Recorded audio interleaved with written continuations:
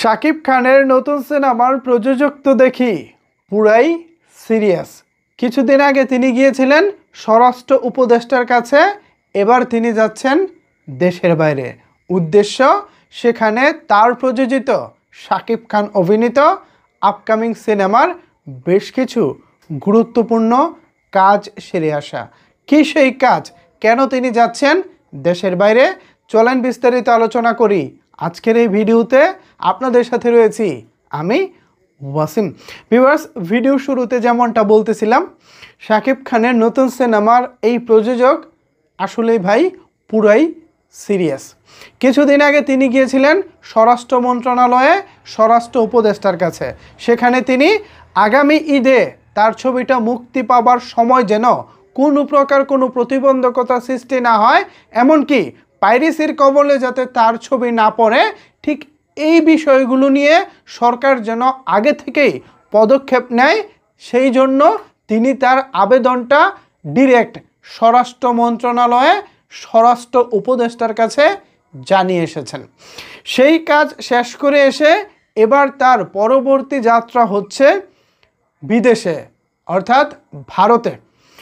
পরিচালক আবু হায়াত মাহমুদ ইতিমধ্যেই বেশ কিছু ইন্টারভিউর মাধ্যমে জানিয়েছিলেন তার এই ছবিটা হবে অনেক বড় স্কেলের এবং হাই বাজেটে। তো হাই বাজেটে এবং বড় স্কেলে সিনেমা নির্মাণ করতে গেলে বাংলাদেশের প্রেক্ষাপটে ভালো টেকনিশিয়ান নাই, এছাড়া ভালো লোকেশনেরও যথেষ্ট ঘাটতি রয়েছে। সব কিছু মিলিয়ে বাংলাদেশি নির্মাতাদের বড় বাজেটের ছবি বানাতে গেলে ভারতে যেতেই হয়। বিকজ অফ ভারতে সিনেমার জন্য নানা রকমের ফ্যাসিলিটিস রয়েছে। এই ফ্যাসিলিটিসগুলো যখন প্রপারভাবে ইউজ করে সিনেমা বানানো যায় বা বানানো হয়, তখন কিন্তু সেটার আউটপুট খুব ভালো হয়। রিসেন্ট টাইমে আমরা বরবাদ দেখেছি, তার আগে আমরা তুফান দেখেছি, আউটপুট কিন্তু জোস।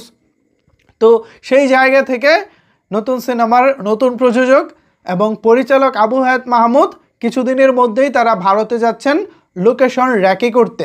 লোকেশন র্যাকি বলতে কোন কোন জায়গায় শ্যুট হবে, কোন কোন জায়গা গল্পের প্রয়োজনে দরকার, এই বিষয়গুলো তারা খুঁটিনাটি সব কিছুই দেখে আসবেন। পাশাপাশি টেকনিশিয়ানদের সাথেও মূলত চুক্তির যে ব্যাপারটি আছে, শিডিউলের যে ব্যাপারটি আছে, এটাও তারা এ যাত্রায় পাকাপোক্ত করে আসবেন।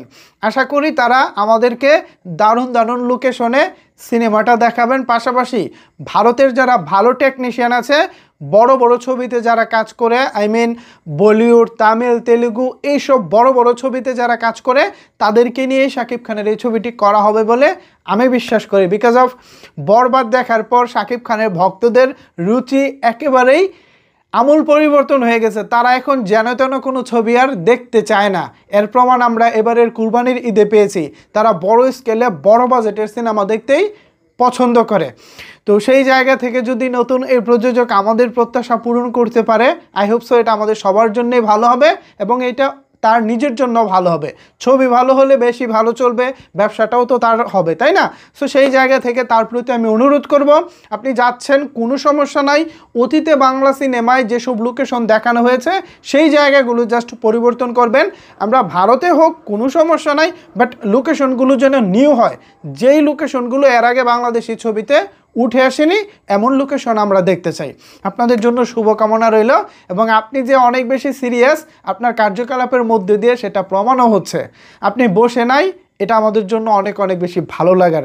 সো ভিউয়ার্স, শাকিব খানের আপকামিং নতুন সিনেমা once upon a time in Dhaka, প্রযোজক তিনি যেভাবে তার কার্যকলাপ চালাচ্ছেন, এটা নিয়ে যদি আপনাদের কোনো কিছু বলার থাকে তাহলে অবশ্যই সেটি নিচের কমেন্ট বক্সে জানাতে পারেন।